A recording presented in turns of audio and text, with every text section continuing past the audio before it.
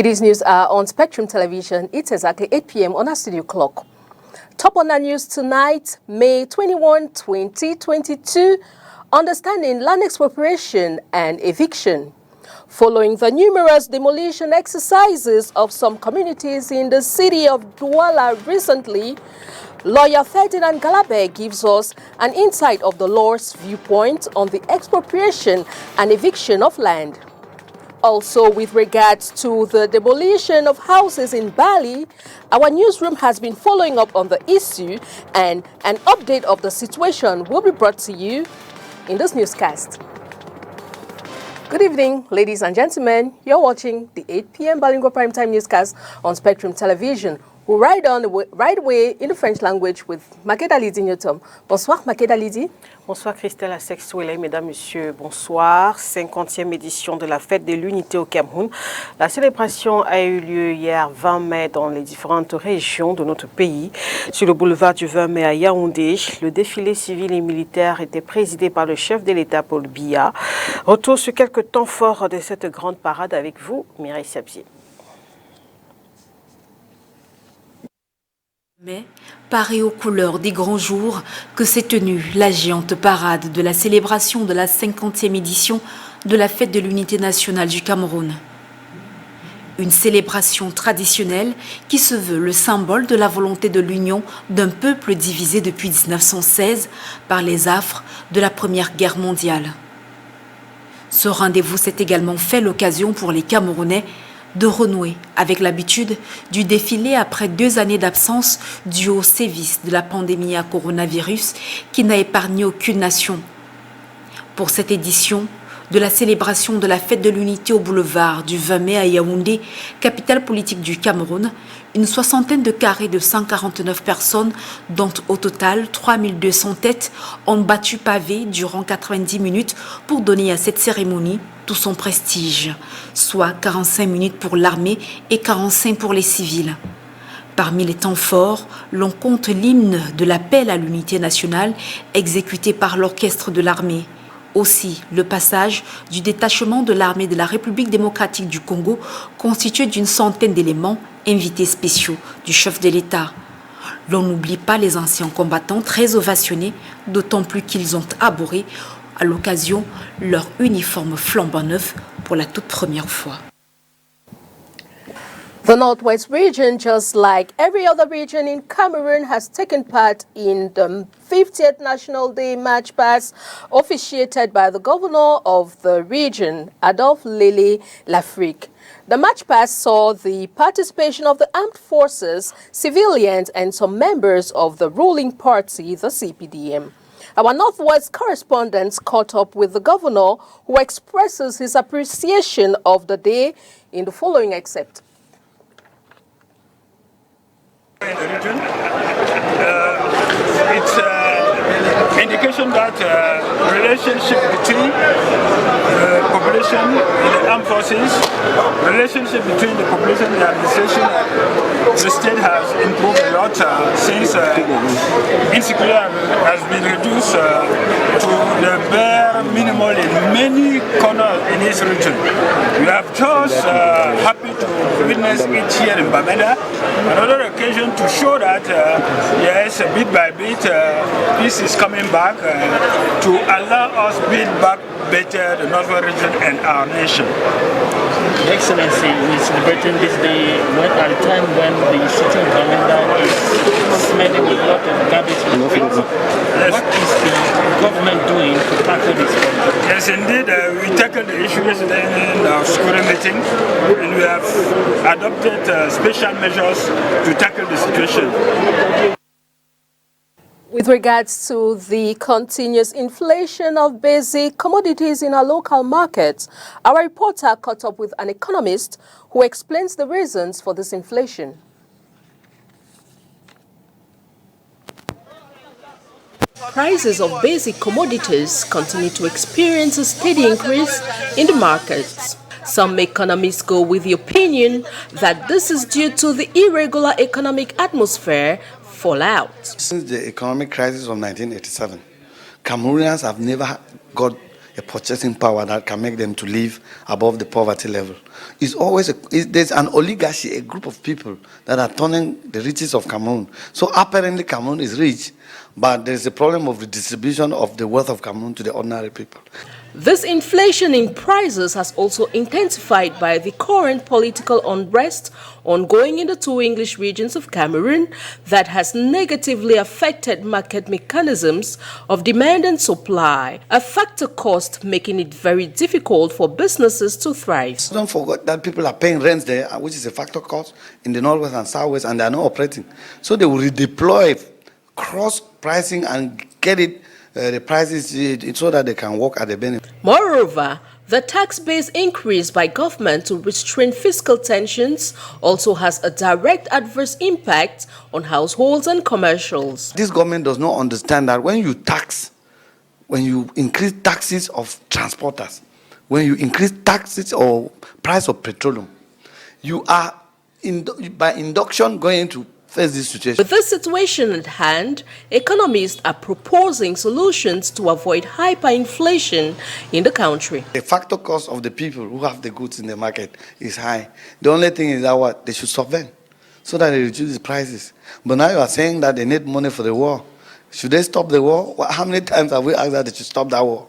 It's costing us. They should stop the war, get the money out of the war, solvent this, and get social peace in Cameroon. The inflation rate measures a broad rise or fall in prices that consumers pay for a standard basket of goods from a 2.29% increase in August to a 2.37% in September 2021. Les populations de 3 régions du Cameroun sont en insécurité alimentaire aiguë à cause de la crise socio-politique et de la guerre contre Boko Haram. 23% des populations du nord-ouest, du sud-ouest et de l'extrême nord sont exposées. Plus de détails avec vous, Inès Pangan. 23% des populations des régions du sud-ouest, du nord-ouest et de l'extrême nord sont dans une situation d'insécurité alimentaire aiguë. 3 régions qui subissent les affres de la crise sociopolitique et de la guerre contre Boko Haram. Autre cause, le récent conflit entre la Russie et l'Ukraine, la mauvaise pluviométrie, la destruction des champs par des pachydermes et les oiseaux granivores. L'information est contenue dans un rapport du ministère de l'Agriculture et du Développement rural. Une enquête faite sur la période de janvier à mars 2022 dans le cadre de l'identification des zones à risque et de la population en insécurité alimentaire et nutritionnelle. C'est un total de 6 millions de personnes exposées au Cameroun, avec près de 2 millions en situation d'insécurité alimentaire. Pour le ministère de l'Agriculture et du Développement rural, il faut, pour remédier à cette situation, reconstituer et renforcer les moyens de production des filières prioritaires comme le maïs, le riz, le sorgho, la banane plantain, les pommes de terre et bien d'autres. Accélérer la vulgarisation de la production du blé dans les bassins cibles comme à Bambui dans le nord-ouest, Wassandé dans la Damawa, Banso et Bangourin dans la région de l'ouest. À Douala, les filles et fils Sawa se sont mobilisés hier 20 mai pour manifester leur colère après la destruction des terres des Dikolo. Vêtus de noir, ils réclament justice et la fin des expulsions ainsi que la destruction brutale, illégale, irrégulière, voire injuste des habitations des populations de Dikolo situées au quartier Bali, dans le canton Bel, notamment à Douala. Ces derniers affirment qu'ils n'ont pas vendu leur terrain, encore moins reçu de l'argent, synonyme de dédommagement, contrairement à certaines informations qui circulent sur les réseaux sociaux. Nous vous proposons d'écouter l'un d'eux. Il y a le décret d'expropriation sur son article numéro 3 qui comprend la liste des indemnisés, des indemnisations. Ce sont des propositions d'indemnisation. Je veux bien que ce soit clair pour tout le monde. Voilà. Parce que sur les réseaux sociaux, il est dit que toutes ces personnes sont allées percevoir de l'argent. C'est faux. C'est faux, oui, c'est faux. Nous avons ici 12 titres fonciers, 28 attestations coutumières, 5 CCP, c'est-à-dire certificats de dépôt. Au total, il y a 45 titres de propriété sur ces 2,5 hectares. Alors, Personne, aucun propriétaire n'est allé percevoir aucun radis. Nous ne vendons pas notre honneur. Nous ne vendons pas nos terres. Et à quel prix? Alors, ceux qui sont passés pour voir le promoteur, pour percevoir de l'argent, ce sont uniquement des locataires. À titre d'exemple, chez les Moudissabel, il y a un locataire qui allait percevoir 12 millions. À quel titre? Son nom est dans cette liste. Alors, il y a eu un travail qui s'est fait de façon biaisée sur le terrain, où il prenait la liste des gens qu'il trouvait. Que ce soit des locataires ou pas, il n'en avait cure. Alors, pourquoi un locataire n'irait pas prendre de l'argent? Qu'est-ce qu'il appelle? Alors, j'aimerais que ce soit clair. Aucun propriétaire, que ce soit les Moudissabel, que ce soit Moukouribel, que ce soit Moudoutebel, que ce soit Rachel Tiki, j'en cite et j'en passe, personne n'est allé percevoir le moindre radis, que ce soit clair. Deuxièmement, dans le décret d'expropriation, on parle d'un titre foncier numéro 750. Ici, sur cette assiette, il n'y a aucun titre foncier numéro 750. Après des recherches effectuées par ma soeur Nadine Moudissa, Madame Baka, elle est allée voir le conservateur au cadastre. On lui a sorti le certificat de propriété du titre foncier numéro 750. Et il se trouve qu'il est localisé à Dedo-Bolantonnet. To Mabanda and now Bali, so many communities have been demolished this year in the city of Douala.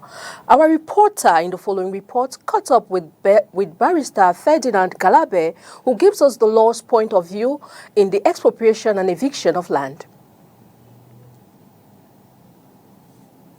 According to barrister Ferdinand Galabe, holding a property in Cameroon is not as important as owning the rights which comes with it.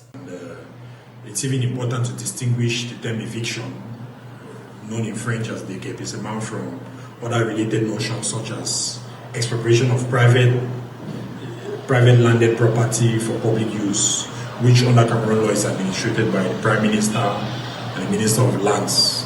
And by the way, under expropriation of private landed property for public use, persons evicted are legally entitled to prior compensation. And there's a very elaborate procedure that regulates the expropriation of private owned land for public use. He further says that every right or privileges has its limitations. We clearly know that there's a principle of the law of equity which states that equity aids the vigilant and not those who sleep on their rights. The principle of foreclosure by tolerance, which sanctions the inaction of the holder of a right.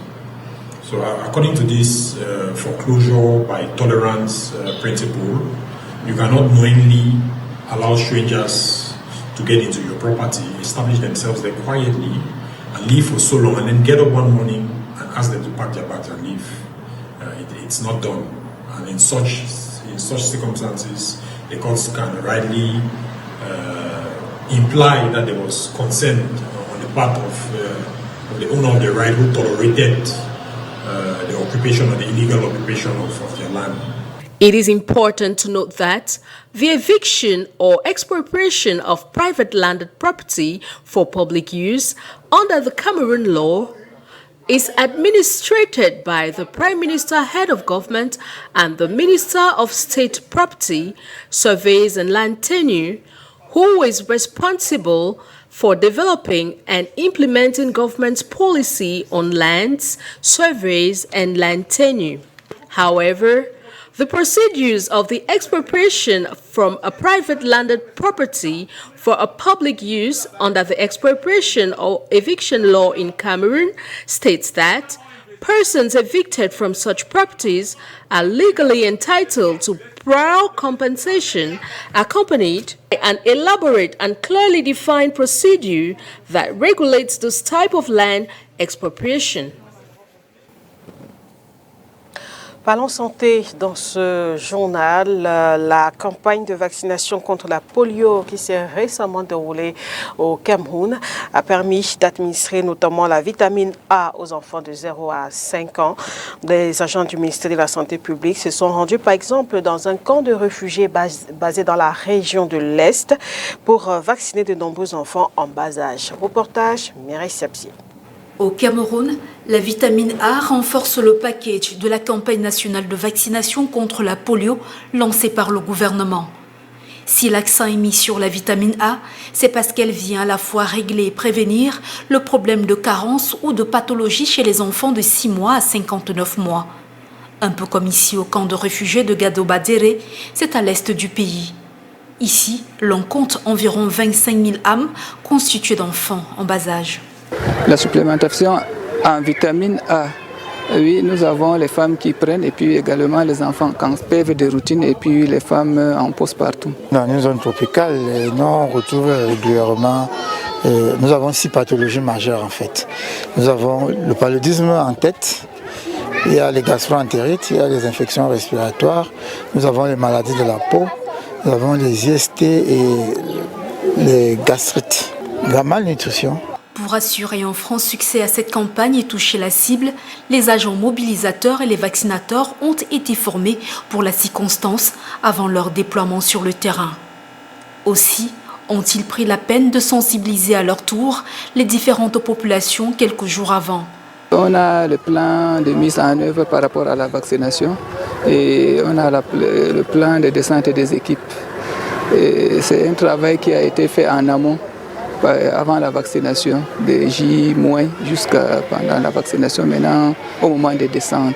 Le projet de supplémentation en vitamine A chez les enfants de 6 mois à 5 ans est financé par les Affaires mondiales du Canada avec le soutien technique de l'UNICEF. La vitamine A est importante pour tous les enfants. Tous les enfants parce qu'elle renforce des défenses contre les maladies, ce que nous appelons l'immunité de l'enfant. Et en plus, elle favorise la bonne croissance de l'enfant. Dans les 33 arrondissements que compte la région de l'Est, comme dans le reste du pays, les doses sont distribuées de façon respective en tenant compte de l'âge de la cible. L'objectif final étant celui de réaliser de bonnes performances et assurer une santé de fer aux tout-petits. La cible, déjà, il faut le dire, de 6 à 11 mois, ce sont des enfants, les enfants de 6 à 11 mois prennent la vitamine 100 000 unités. Les enfants de 6 à 59 mois prennent la vitamine 200 000 unités. Donc, lors de la dernière campagne, on avait pour ces deux cibles un effectif d'environ 294 000 poussées, donc pratiquement 295 000 enfants supplémentés. Et donc, nous avons atteint pour les enfants de 6 à 11 mois une performance de un peu plus de 75%. Et en ce qui concerne les enfants de 6 à 59 mois, on a une couverture vaccinale de pratiquement 99%. Le patron de la santé dans l'arrondissement de Garoua-Boulaye, par exemple, a invité le donateur canadien à renforcer davantage son aide, car la population en a grandement besoin, tout comme ce vaccin contre la polio. Le vaccin contre le poliovirus sera distribué à tous les enfants âgés de 0 à 59 mois. On va également procéder au déparasitage des enfants de 1 an à 59 mois. Et la vitamine A également sera une activité très prépondérante pour cette campagne. Après celle de mai, la prochaine campagne sera lancée au mois de juin 2022. Away from our local news, let's now go international with our foreign partners, the Voice of America. In the fog of war, identifying people can be critical. A dead or captured enemy soldier, someone looting, someone crossing the border, documenting war crimes. The Ukrainian government says facial recognition software is helping it identify people as the country continues to battle Russia. Ukrainian government agencies are using the software, donated by a U.S. firm, to identify Russian soldiers, dead and alive, in the country within minutes. Inside the National Police of Ukraine, we have more than 5 departments who use it. Facial recognition, it's one of the very useful tools which we use right now, and it works perfect. Clearview AI, a controversial U.S. facial recognition software firm, has given Ukrainian officials use of its database of billions of faces to check the identities of Russian soldiers. Clearview collects images from sites like Facebook and other public websites, including from Russian social media sites such as Vkontakte or VK. Clearview is controversial in the U.S. because of how it obtains photos and how its software has been used. As part of a recent court settlement, Clearview agreed to sell its software only to law enforcement. In Ukraine, officials first tested the software on identifying the dead, starting with Russian soldiers. They had photos of 2 deceased soldiers. One of them had identification on them, and the other one did not.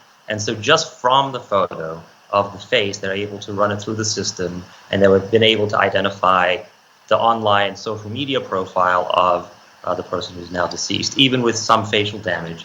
In some cases, the Ukrainian government has posted photos of deceased Russian soldiers on Russian social media platforms to alert their families. During first month of the war, Russian relatives, they just said that you are lying, and for example, our son, he's just on some kind of trainings, and he is not take part in any kind of war activity, and he is not in Ukraine. These cases, Clearview AI, it's the best solution to provide truth to Russian people, to relatives of soldiers. Some observers have raised concerns. That Clearview AI's business model is taking your face data that you've put up maybe on an online photo album or on your social media accounts for a very different purpose and turned it into a weapon that's now being used in a theater of war. Many critics of Clearview, like Hare, advocate for stronger regulations of the technology. For those caught in the crosshairs of war, facial recognition software is seen as helpful. Julie Tabo, VOA News. And that report puts an end to this bilingual newscast on Spectrum Television. Thanks for watching. Have a pleasant evening with companies on programs on Spectrum Television.